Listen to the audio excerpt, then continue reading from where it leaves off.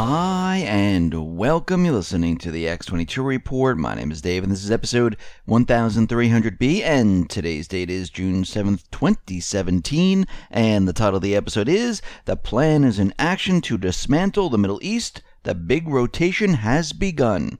Now, before I get started, I just want to make an announcement. I uploaded an interview with James Wesley Rawls that is on the X22 Report Spotlight YouTube channel. So all you need to do is go over to YouTube, type in X22 Report Spotlight, and it'll bring you right to the video. Or you can come over to the X22Report.com site. All you need to do is scroll down a little bit, look over to your right-hand side, and you can play the video on the site. Or you can go to NewsSentinel.com. Same thing, scroll down a little bit, look over to your right-hand side, and you can play the video on the site. If you are on Steemit, all you need to do is go to @X22 Report and it'll bring you right to that interview.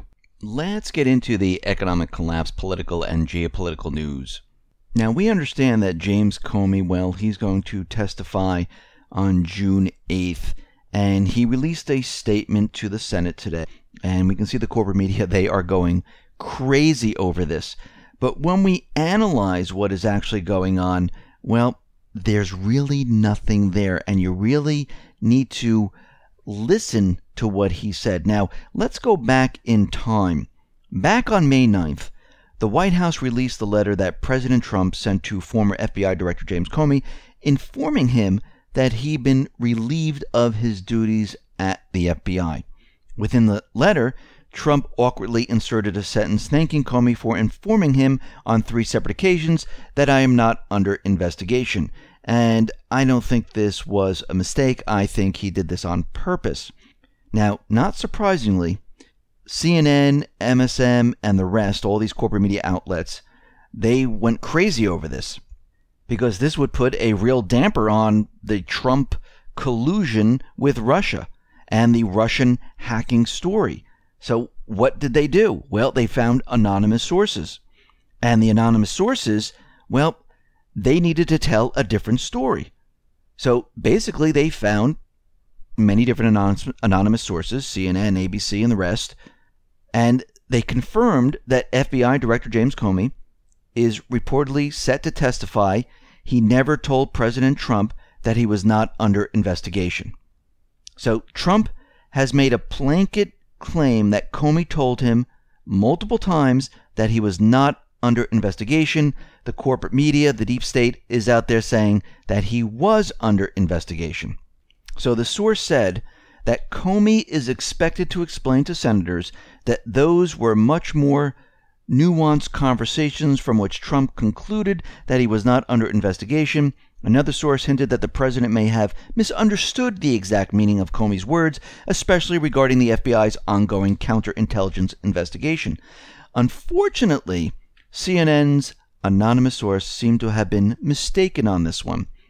Comey's direct testimony, released today, confirmed exactly what Trump said in his original May 9th letter, and it's exactly the opposite of what CNN reported.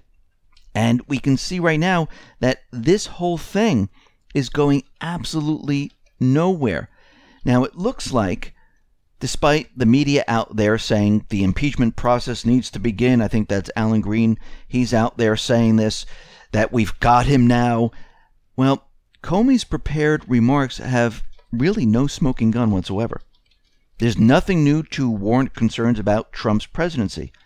And listen to what Comey says. This is the statement that appears to have diffused almost everything. He said, I immediately prepared an unclassified memo of the conversation about Flynn and discussed the matter with the FBI senior leadership. I had understood that the president to be requesting that we drop any investigation of Flynn in connection with false statements about his conversations with the Russian ambassador in December. I did not understand the president to be talking about the broader investigation into Russia or possible links to his campaign. He went on to say, I could be wrong, but I took him to be focusing on what had just happened with Flynn's departure and the controversy around his account of his phone calls. So right there in that statement, they weren't talking about Trump and the investigation into Trump. There was no investigation into Trump, and Trump didn't say, lay off of me and my investigation. This is the statement from Comey. Now, of course, the corporate media, they're going to be all over this, trying to figure out a way to say, yes, he obstructed justice. Yes, he has. But really, there is nothing here that shows that whatsoever. Now, again, it's going to come up to what Comey said and what Trump has said. And we can see right now, they're going to have to produce the memo. They're going to have to compare it to the notes that maybe Trump has, or maybe the recordings that Trump has. And we'll have to see what Comey does and how he handles this. Now, of course, there's going to be those that are going to say, yes, he's guilty, impeach him, he's obstructing justice. But we'll have to see how this all plays out. Now, we understand out in Afghanistan, the deep state, those in the Pentagon, well, they want a full invasion in Afghanistan. They don't want to let Afghanistan go. And we understand the Pentagon, the deep state, they've made projections on how many troops will be needed in Afghanistan. They presented them to Trump. First they said 5,000, then they said 50,000. And we can see right now that James Mattis and Secretary of State Rex Tillerson, they have indicated that the U.S. will keep its military engagement in Afghanistan open-ended. But something very interesting is that the Trump administration appears to be already taking a view that maybe we need to work out a plan to leave Afghanistan. And how long will it take to get out of Afghanistan? So we see right now that it doesn't look like he's moving towards going with the troops, but it looks like he's moving towards removing troops from Afghanistan, just like the Paris Climate Accord, just like the deals with China. Everything is being done, and if you notice, he really didn't make a decision when the corporate media told us he was going to make a decision, where he was going to make a decision next week about Afghanistan. He never really did do that, because it looks like he's coming up with an alternative plan where everything is going to change. And I believe, from everything that I've been seeing, his actions and what he's planning, it looks like he's maneuvering to dismantle the Middle East, to have a complete rotation. And we need to think about what happened during the 70s when we're coming off the gold standard. Kissinger went to the Middle East, set up the entire petrodollar system, where at that point in time, there were a lot of talks happening behind the scenes. Nobody knew what was going on. The corporate media wasn't out there saying, oh, he's out there, they're taking us off the gold standard, they're putting us on the petrodollar system because the bankers just want to print money. I mean, they didn't say that, but that's what was happening at that point. Today, we have the same thing happening, but the reverse. Trump is doing everything behind the scenes. The deep state, they're still trying to push their agenda. And he's trying to do it slowly, methodically, and trying to take baby steps so the deep state really doesn't understand what's really going on. This is why he had that meeting with Xi Jinping out in Mar-a-Lago. This is why he had the meeting with Lavrov and Kislyak in the White House, because they've been planning all this. They're all working together on this. And we can see, as we move forward, and as we're going to discuss, more and more of the plan is coming out. Now, it looks like the deep state, the neocons, the central banks, they are having a major problem now on all fronts. Out in South Korea, we can see South Korea's newly elected President Moon Jae-in said he was suspending the deployment of American THAAD anti-missile defense system, a major concession to China and a significant break with the United States on their policy towards North Korea. Now, they're going to keep the systems that they have, and they're not going to accept the others that were there secretly. And he's looking into actually getting rid of the ones that they do have. He says there's no reason to keep them. We would like to have talks with North Korea. We would like to have an open, honest relationship. We would like the U.S. to be involved with this. And we can see that the new South Korean president, we can see China, we can see Trump and his administration, they've been talking about peace with North Korea, taking this situation and calming the situation down. And it looks like this is where we are headed. Now, out in Qatar, we understand there is a lot happening, and everything is absolutely crazy in this area. Now, we talked about the $110 billion arms deal with Saudi Arabia, and we showed that the corporate media, they're scratching their heads saying, wait a minute, was this really a deal? What was going on here? Was this a cover story? And we also have CIA analyst Bruce Riddell claiming that Trump's Saudi arms deal is completely fake, aimed at distracting the public away from the truth. He says this deal was made during the Obama administration, which we pointed out. We said this was a cover story. It was. Now, remember, Trump is doing these things in the background. He's working with Russia. He's working with China.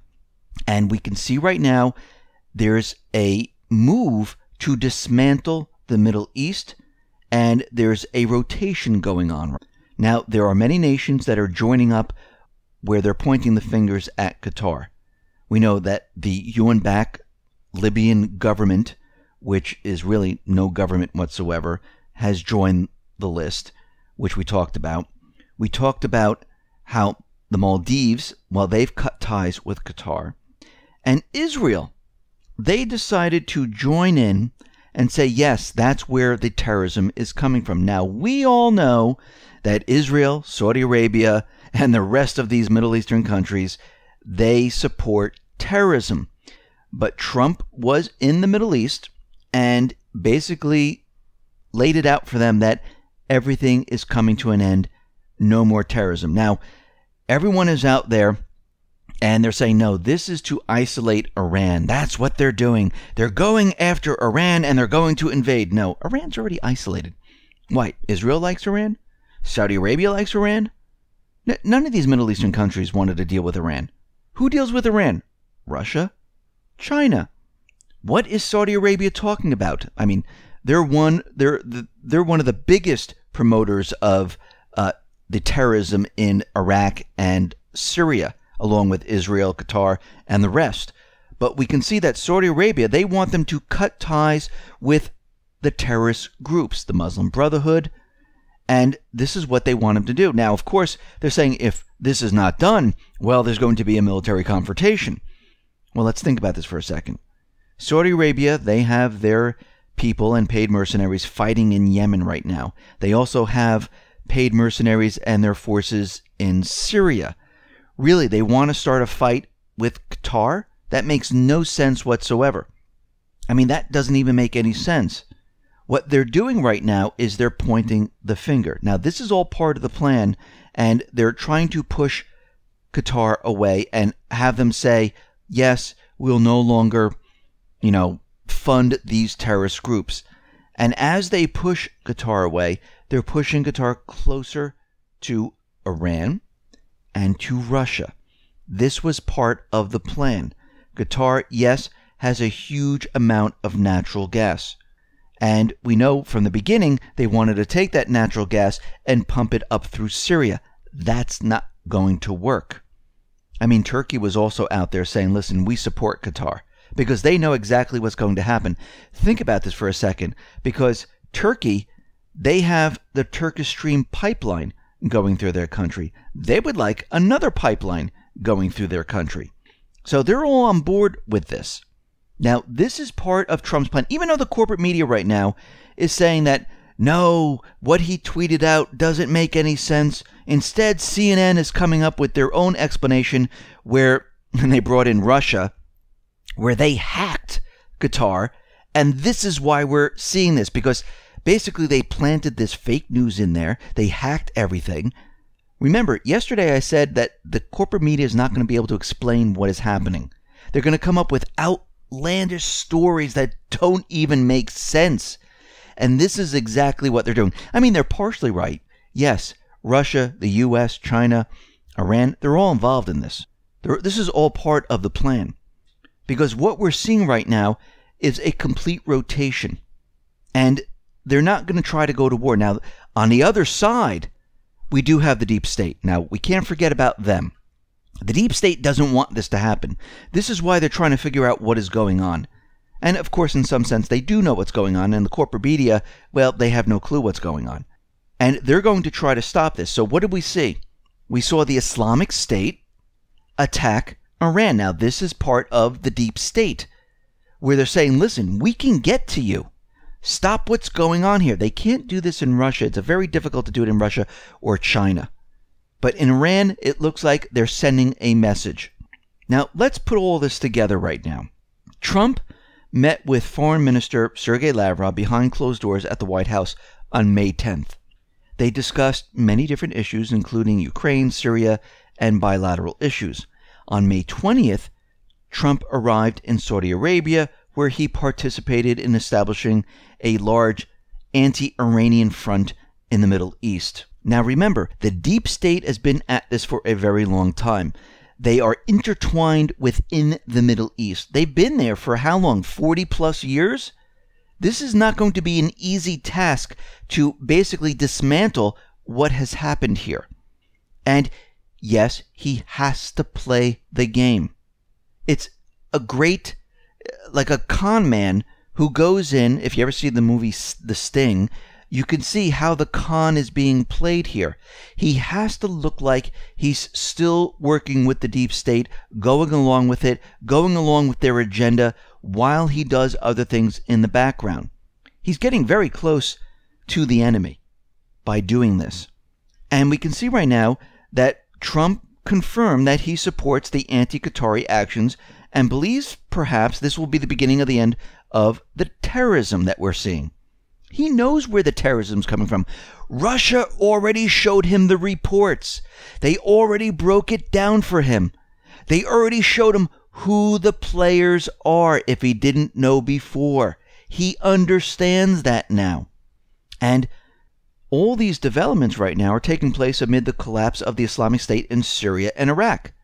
There is little doubt that, yes, Qatar, Saudi Arabia, Israel, they all played a role in funding, supporting the Islamic State, along with the United States. So, in this whole entire thing, Qatar was chosen to be the whipping boy for the international community. Now, we know that certain things are going to happen at this point. Now, the deep state on the other side, they don't want this breakup. They don't want the terrorism to stop. They don't want any of this to go away because they want their system the way it is. They like the control. They like the power. They like the paid mercenaries. And yes, Qatar, that was a launching point to push the terrorists into certain areas. A lot of the terrorists were trained in this area. And we can see right now that all this is happening, and this is all part of the plan. Now, the corporate media is going to try to explain this away of why this is all happening. There are others out there saying this is to isolate Iran, and this is exactly what they're doing. But Iran was always isolated. And this is about saving face. This is about pointing fingers, having Qatar saying, okay, we won't support the terrorists anymore. Do I think that Saudi Arabia is going to invade Qatar? I sure hope not. But if they do, it's because of the deep state, because they've taken paid mercenaries and have gone into Qatar to start the war. Now, this is the tricky part of all of this, because the deep state, they don't want to give up. They're going to continually push their agenda in Syria, in Iraq, and now in Qatar. And this is what we are looking at right now.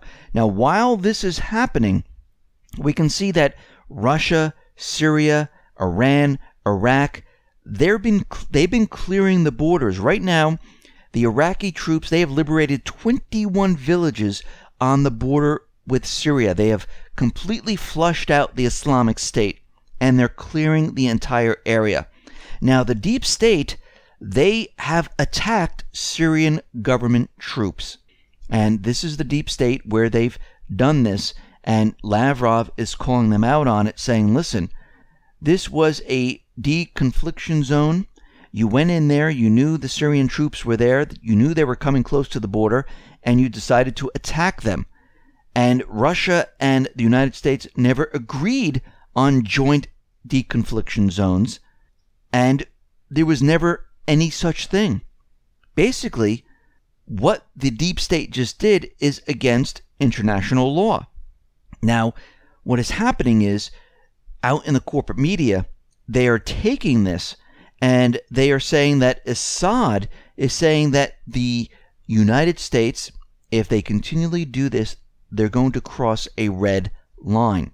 Ah, the word red line. Who uses that? It's the deep state.